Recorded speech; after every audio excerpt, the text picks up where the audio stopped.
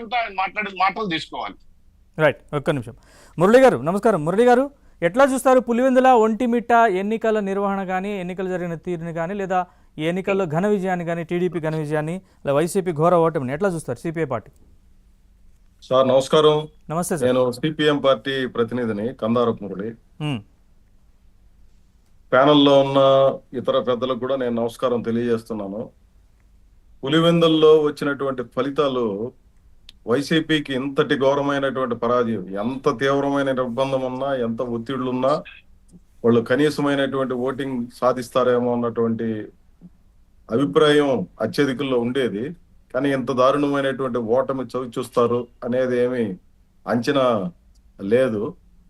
కానీ ఈ ఎన్నికల్లో వచ్చినటువంటి విజయాన్ని అదేదో ప్రజాస్వామ్య విజయంగానో లేకపోతే ఇంకోటో అని చెప్పి మాట్లాడుకోవడం కూడా సమంజసం కాదు. వాస్తవంగా ఒక 10,000 ఓటింగ్ కూడా లేనటువంటి ఒక ప్రాంతం రాష్ట్ర తీరుతెన్నుల్ని మార్చేసేది కాదు, లేదా అక్కడ ఉన్నటువంటి ప్రభుత్వాలు కూలిపోవడమో నిలబెట్టడమో జరిగేంత ఎన్నికలు కూడా కాదు. ఇది పులివెందుల్లో ఈ ఎన్నికలు జరుగుతున్నాయి కాబట్టి దీనికి ఇంత ప్రాధాన్యత. గతంలో ముఖ్యమంత్రిగా జగన్మోహన్ రెడ్డి గారు వ్యవహరించినటువంటి తీరు, ప్రవర్తించినటువంటి పద్ధతులు, వీటన్నిటికి సంబంధించినటువంటి తీవ్రమైనటువంటి ఇబ్బందులు ఉన్నటువంటి నేపథ్యంలో పులివెందుల ప్రాంతంలో, పులివెందులు అంటే రాజశేఖర రెడ్డి గారు లేదా ఆయన కుమారుడు జగన్మోహన్ రెడ్డి గారికి పెత్తనం ఉన్నటువంటి ప్రాంతం. ఆ ప్రాంతంలో ఏమైనా వాళ్ళు ఏమనుకుంటే అదే జరుగుతుంది అన్న పరిస్థితి నుంచి మార్చాలన్నటువంటిది అధికార పార్టీ తీసుకున్నటువంటి వైఖరి.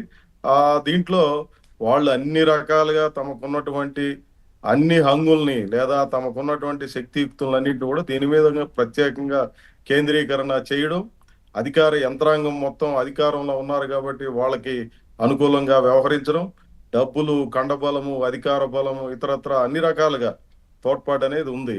అదే రకమైనటువంటి పద్ధతిలో వీళ్ళు వ్యవహరించలేదంటే వైసీపీ నాయకత్వం కూడా తమ శక్తి సామర్థ్యాలన్నింటినీ దాని మీద పెట్టి గెలవడం కోసం ప్రయత్నం చేశారు.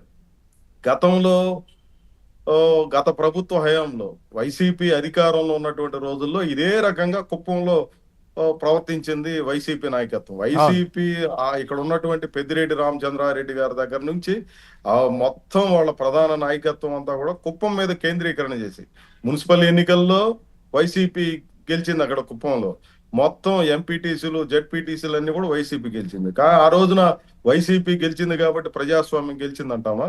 ఈ రోజు తెలుగుదేశం పార్టీ గెలిచింది కాబట్టి ప్రజాస్వామ్యం గెలిచిందంటావా? బూర్జువా పార్టీలు అనుసరిస్తున్నటువంటి పద్ధతుల్లో ఈ నేతి బీరకాయలో నెయ్యి ఎంత ఉంటుందో వీళ్ళు చెప్పే ప్రజాస్వామ్యం కూడా అంతే ఉంటుంది. ఇక్కడ ఒకటి స్పష్టంగా అర్థమవుతుంది, అక్కడ ఉన్నటువంటి ప్రజలు లేకపోతే ఈ ప్రభావితం చేయగలిగేటువంటి వ్యక్తులు ఈ పెత్తందారుల చేతుల్లో లేదా వీళ్ళ కబంధ హస్తాల్లో ఉన్నంత కాలం ఇట్లాంటివి జరుగుతూనే ఉంటాయి. ఒక విముక్తి రావాల్సినటువంటి అవసరం ఉంది. ఏ నియోజకవర్గం అయినా, అది చంద్రబాబు నాయుడు గారు ప్రాతినిధ్యం వహించేదైనా, జగన్మోహన్ రెడ్డి గారు ప్రాతినిధ్యం వహించేదైనా, మరొకరైనా కుటుంబాల పాలన నుంచి బద్దలు కావాల్సినటువంటి అవసరం ఉంది. ప్రజాస్వామ్యం ఫరిడి వెళ్లాల్సినటువంటి అవసరం ఉంది. దానికి అవసరమైనటువంటి పద్ధతులు అనుసరించాల్సిన అవసరం ఉంది అనేది మేము చాలా గట్టిగా భావిస్తున్నాం. అట్లాంటి పరిస్థితులన్నిటికీ అన్ని రకాలుగా ప్రజలు కూడా మద్దతుగా ఉండాల్సినటువంటి అవసరం ఉంది.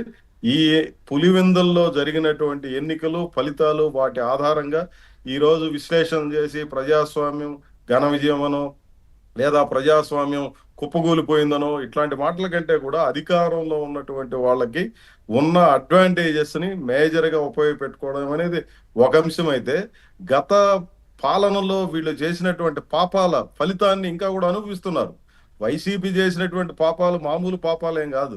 అన్ని వర్గాల ప్రజల్ని తీవ్రమైనటువంటి ఇబ్బందులు గురి చేయడమే కాదు, వాళ్లకున్నటువంటి ప్రధానమైనటువంటి లక్షణం రౌడీయిజము, అధికార మదంతో, గర్వంతో వాళ్ళు వ్యవహరించినటువంటి తీరు, పోలీసు మొత్తం అధికార దుర్వినియోగం అనేది మామూలు స్థాయిలో జరగలేదు. వీటన్నిటికీ ఇంత మునుపు మిత్రులు చెప్పినట్టుగా వివేకానంద రెడ్డి గారి హత్య దగ్గర నుంచి ఇక జరిగినటువంటి అనేక ఘటనల్లో ప్రజా వ్యతిరేకమైనటువంటి నిర్ణయాలు చేయడంలో అగ్రగణ్యమైనటువంటి భాగాన్ని ఇచ్చింది. విద్యుత్ ఛార్జీల పెంపుదల దగ్గర నుంచి మీరు ఏ ఇష్యూనే తీసుకోండి, కేంద్రంలో బీజేపీ వాళ్ళు చెప్పారు, రాష్ట్రంలో జగన్మోహన్ రెడ్డి అనుసరించాడు. ఆ కారణంగా పాపాలన్నీ మూటగట్టుకొని ఒక్కసారిగా అవన్నీ ఒక్కసారిగా బద్దలై తీవ్రమైనటువంటి అసలు నేను అనేక సంక్షేమ కార్యక్రమాలు చేస్తున్నాను కాబట్టి గొప్ప విజయాన్ని సాధిస్తానని చెప్పి భ్రమల్లో జగన్మోహన్ రెడ్డి ఉన్నాడు. కానీ చిత్తుగా ఓడిపోయి 11 సీట్లకి పరిమితమైనటువంటి పరిస్థితి ఉంది. ఇప్పటికైనా అర్థం చేసుకోవాలి, ప్రజలు ఏం ఆలోచిస్తున్నారు, ప్రజలు ఏం కోరుకుంటున్నారు, ప్రజల పట్ల ఏ రకమైనటువంటి వ్యవహార శైలి ఉండాలనే విషయాన్ని అర్థం చేసుకోవాల్సినటువంటి అవసరం. దురదృష్టం ఏంటంటే ఎన్ని రకాల ఓటమిలు ఎదురైనా వాళ్ళ వ్యవహార శైలిలో మార్పు రాకపోవడం అనేది రైట్, దురదృష్టకరమైనటువంటిది. ఒక్క నిమిషం మురళి దీన్ని గారు. నవకుమార్ గారు